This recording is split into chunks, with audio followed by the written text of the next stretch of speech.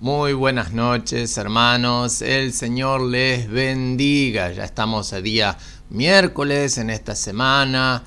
Un tanto fría, ahora bastante lluviosa, pero damos gracias al Señor por su amor y su bondad con cada uno de nosotros. Estamos creyendo y confiando de que todos se encuentran bien. De no ser así, ustedes tienen un medio para comunicarse con nosotros. Utilicen el WhatsApp, utilicen el teléfono, ¿no es cierto? Pónganse en contacto con nuestras vidas y háganos saber la situación que están pasando para poder estar orando por cada uno de ustedes. Continuando con el estudio de la vida del Señor Jesús, en lo que han sido sus expresiones, los acontecimientos que ha vivido, llegamos ahora al encuentro que ha tenido con la vida de Nicodemo. Este es un pasaje muy particular que lo vamos a ir fragmentando de alguna manera para poder ir viendo cada una de estas expresiones del Señor Jesús y enriqueciéndonos un poco con esta enseñanza. Esto lo podemos ver en el Evangelio según San Juan, en el capítulo 3, dice así: había un hombre de los fariseos que se llamaba Nicodemo, un principal entre los judíos. Este vino a Jesús de noche y le dijo: Rabí, sabemos que has venido de Dios como nuestro maestro, porque nadie puede hacer estas señales que tú haces si no está Dios con él. Respondió Jesús y le dijo: de cierto te digo, que el que no naciere de nuevo no puede ver el reino de Dios. Nicodemo le dijo: ¿cómo puede un hombre nacer siendo viejo? ¿Puede acaso entrar por segunda vez en el vientre de su madre y nacer? Respondió Jesús: de cierto te digo, que el que no naciere de agua y del Espíritu no puede entrar en el reino de Dios. Lo que es nacido de la carne, carne es, y lo que es nacido del Espíritu, Espíritu es. Qué tremendo, hermano, hermana, las expresiones del Señor. Veamos esto en detalle. Estaba el Señor de noche junto con los discípulos y allí a donde él estaba llega Nicodemo a verlo. Dice la palabra del Señor de que era un principal entre los judíos. Nicodemo era una de las personas que estaban integrando el Sanedrín. Y capaz que hablamos en ruso. Usted me dirá, ¿qué es el Sanedrín?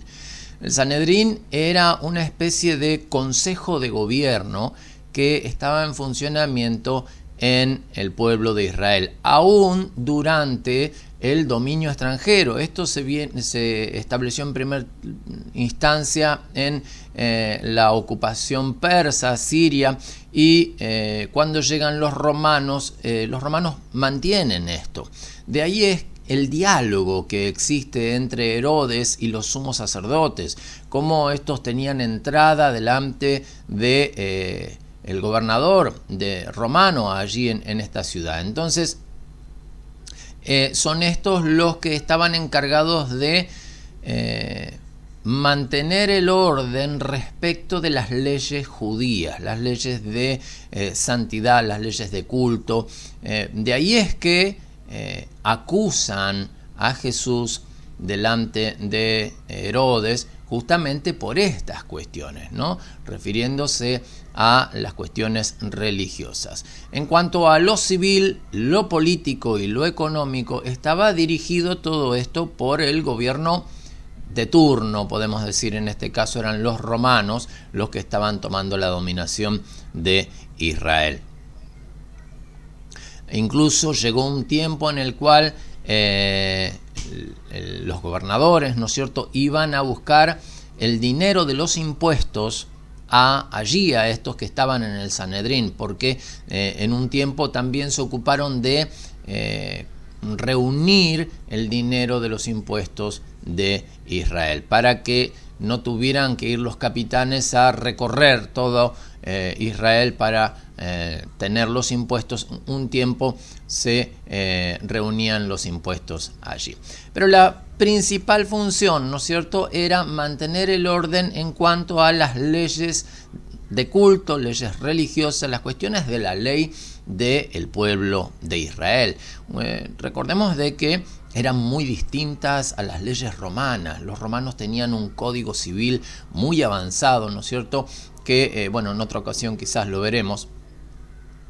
Pero mayormente lo que no tenían eran cuestiones religiosas, leyes religiosas no tenían. Y no así el pueblo de Israel. El pueblo de Israel tenía muchísimas leyes respecto de la cuestión religiosa, de su presentación delante de Dios, de cómo eran los cultos, cómo tenían que comportarse, cuál era su caminar, aun cuáles eran las penas, las conductas. Y este Sanedrín tenía autoridad, tanto para la vida como para la muerte. De ahí es que acusan a Jesús posteriormente y piden sobre él la ejecución de la muerte. Entendiendo ahora un poco quién era Nicodemo, vemos, ¿no es cierto?, este pasaje. Vino a este de noche y le dijo: Rabí, sabemos que has venido de Dios como maestro, porque nadie puede hacer estas señales que tú haces si no está Dios con ellos. Nicodemo no vino a tentar al Señor como otros venían quizás a hacerles preguntas, a ver si tenían que dar su impuesto a César o no, de qué manera tenían que vivir. No vino a tentar, no vino a poner quizás un tropiezo, a ver si de alguna manera Jesús se equivocaba en sus dichos y encontraban algo de qué acusarle. No era esta la ocasión, sino que Nicodemo vino verdaderamente buscando saciar una curiosidad y buscando, ¿no es cierto?, encontrar en Jesús un poco la respuesta a muchas incógnitas que él estaba teniendo. Se decían muchas cosas respecto de él y él fue directamente a la fuente. Él no estuvo quizás preguntando a otros, viendo qué es lo que se dice entre la gente, sino que fue a la fuente. Pero dice que fue de noche. Algunos hablan de que fue de noche en lo oculto, para que nadie se diera cuenta de que él fue. Y otros, hablan de que el hecho de que haya ido de noche probablemente es porque a él le hubiera resultado cómodo de esta manera. Lo cierto es que nosotros tenemos que entender de que Nicodemo era integrante de aquel organismo de gobierno que justamente se opuso al Señor Jesús. Él no podía expresar abiertamente su condición de cristiano o creyente en Jesús. Entonces, de ahí es que se acerca a Jesús de esta manera, de noche. Pero fíjense la expresión, ¿no es cierto?, cómo declara Nicodemo de cómo él mismo está viendo a el Señor Jesús. Dice: sabemos que has venido de Dios como maestro, porque nadie puede hacer estas señales que tú haces si no está Dios con él. Entendía Nicodemo de que Dios estaba en la vida de Jesús. No entendía cómo, ni por qué, ni cómo funcionaban los poderes, no entendía muchísimas cosas, pero si había algo que él podía entender, era de que Dios estaba respaldando la vida de Jesús. Justamente ¿por qué? Por los milagros, por las señales que veía, ¿no es cierto?, en el ministerio del Señor Jesús. Fíjese la respuesta del Señor. Le dice: de cierto te digo que el que no naciere de nuevo no puede ver el reino de Dios. Posteriormente habla de aquel que no nace del agua y del Espíritu no puede entrar en el reino de Dios. Pero dice no puede ver. En esta ocasión habla de ver, de darse cuenta del reino de Dios, ¿no? Y dice esta expresión: el que no naciere de nuevo. Aquel que no naciere de nuevo no puede ver el reino de Dios. Nicodemo lo estaba viendo. Nicodemo estaba ya teniendo conocimiento del poder de Dios en la vida de Jesús. Y allí es cuando el Señor viene un poco intentando clarificar las cosas y confunde aún más a Nicodemo. Pero vamos a ver cómo resuelve todo esto. Es cuando hablando esto, el Señor le dice: hay que nacer de nuevo para ver el reino de Dios. Nicodemo no se había dado cuenta de esto todavía, Y es cuando comienza él a decir, pero ¿cómo puede ser esto posible? Que yo ya siendo grande tenga que entrar nuevamente en el vientre de mi madre para volver a nacer. Y ahí es cuando el Señor le explica esto. De cierto te digo, que el que no naciere de agua y del Espíritu no puede entrar en el reino de Dios. Ya no solo verlo, sino ahora está hablando de entrar, de ser parte del reino de Dios. Y culmina con esta expresión: lo que es nacido de la carne, carne es, y lo que es nacido del Espíritu, Espíritu es.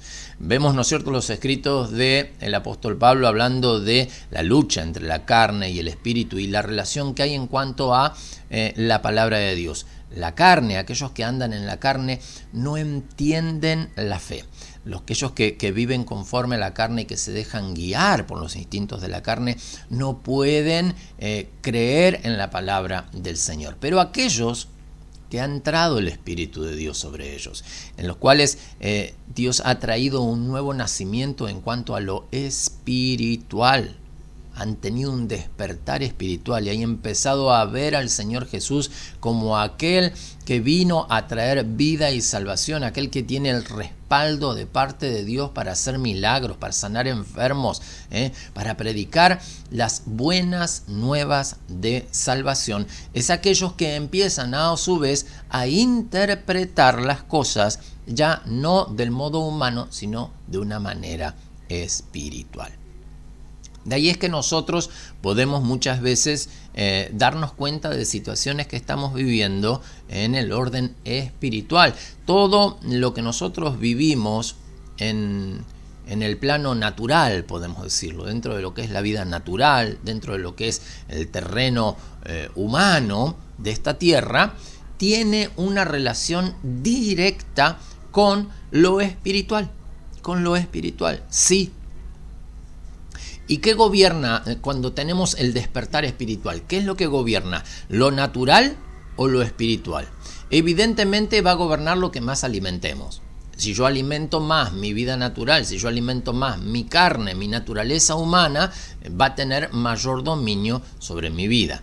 Pero cuando yo tengo un alimento sólido sobre mi vida espiritual, va a ser lo espiritual lo que estará teniendo control y dominio sobre lo terrenal. ¿Y a qué nos lleva esto, hermano? Si yo espiritualmente tengo control y dominio sobre las cosas terrenales, volvemos a lo que decíamos el domingo, mi vida, lo que está en mi interior, lo que yo estoy viviendo, lo que Cristo pone en mí y yo puedo evidenciar en mi vida, puedo comenzar a comprender y a creer, es lo que finalmente voy a lograr ver en lo exterior. Voy a empezar a ver el obrar de Dios hacia afuera, pero primero tiene que obrar en mí. Cuando yo tengo la vida de Dios, cuando yo tengo la presencia de Dios, cuando yo tengo la palabra de Dios, la creo y la vivo, voy a empezar a modificar el entorno que tengo. Voy a empezar a ver los cambios en derredor mío.